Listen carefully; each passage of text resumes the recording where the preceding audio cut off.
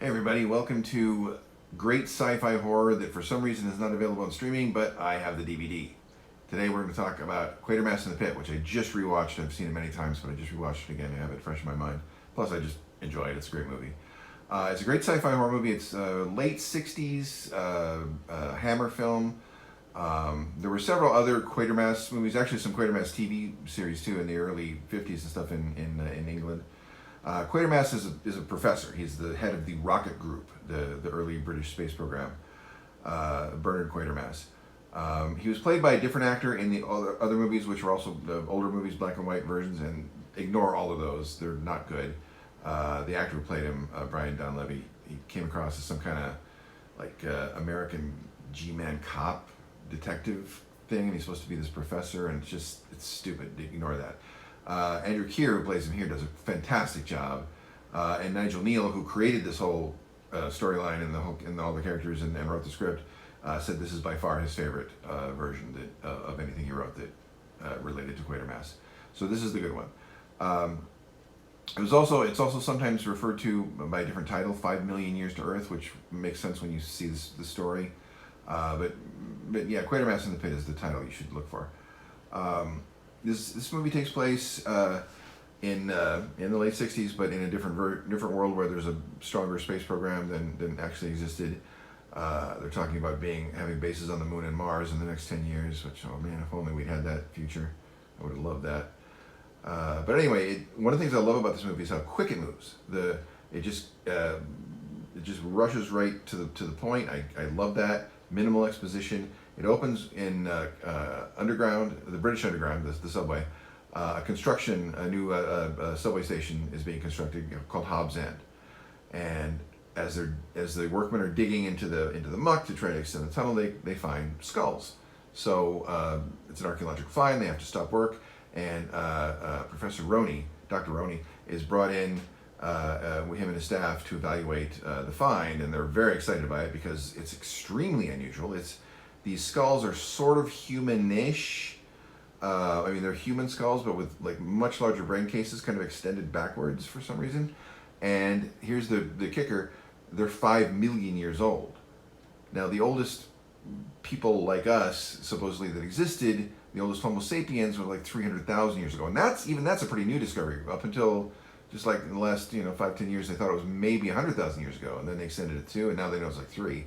But still, 5 million, that's a huge jump. So yeah, he knows this is a fantastic discovery. And so he's all excited about that, but then again, like I say, it moves quickly. As they keep digging, they find what at first the thing is a pipe, and then they expand it a bit, and they realize, oh, there's some huge metal object here too. And of course, this being Britain, London specifically, their first thought is it's a bomb, because there have been quite a few unexploded bombs left over from World War II found, buried in London, where they went deep into the ground and they didn't go off. So here they are. So that leads to Colonel Breen being brought in. Colonel Breen, played by Julian Glover, he's one of the only people who had quite a career after this movie, because he's also he went on to become a Bond villain, Christados in For Your Eyes Only. He was also General Veer in Star Wars in The Empire Strikes Back, and he was Grand Maester Pycelle in Game of Thrones. That awesome series before it was ruined by the 8th season. But yeah, so he's still alive and well and still working. So more power to him. That's awesome. But anyway, Colonel Breen, he's about to be put in charge of Quatermass's rocket group. But he gets called in because he's got expertise in explosives and all this old stuff, and that's how he gets involved. And he happens to be talking to Quatermass at the time when he gets the call, so Quatermass gets involved too. And then he, being a space geek, he gets really fascinated when he realizes, no, this is no bomb. This is an alien spaceship buried 5 million years ago. They quickly discover, now Breen is, no, he's the unbeliever, the non-believer, the flat earther. He's like, no, it's not an alien spaceship. And then more and more weird stuff happens, like you can't cut through it with a blowtorch, or even a drill that's specifically harder than diamond can't cut through it. And yet suddenly it kind of opens on its own, and there's this compartment with these giant alien grasshoppers. They look like grasshoppers. And here's where I need to mention something. To really enjoy this movie, you have to cut it some slack. This is the late 60s, low budget horror. they did the best they could. The special effects look pretty cheesy from our point of view, but they did the best they could. But there's some parts, like with the grasshoppers, there's a part later where what is supposed to be like rubble from a building is clearly styrofoam bricks.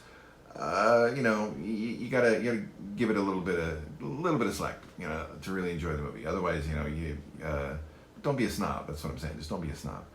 Well, anyway, so they realize it's an alien spaceship, and then they have so many nice touches that makes this not just a sci-fi movie, but a sci-fi horror movie. Like, for example, I said this was the underground station at Hobbs End, HOBB, named after some British politician. But then somebody in the movie points out that up on the wall near one of these abandoned buildings next to the site, a lot of abandoned buildings next to the site, and I'll get to that in a second, there's an older sign that shows this place used to be called Hobbs End, H-O-B, instead of H-O-B-B. H-O-B, Hob, is a nickname for the devil. And they talk to a cop who's like a local guy who knows the area, and he says, oh yeah, all these houses near here, they were abandoned long ago. And that's why he says, oh, there's too many weird things happening, apparitions, noises, people seeing strange creatures.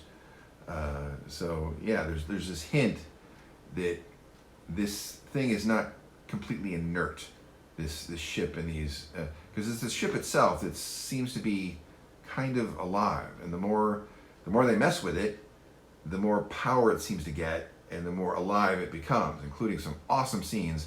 Some people turn out to be more sensitive to it than others, and there's some great scenes where that gets realized and stuff happens.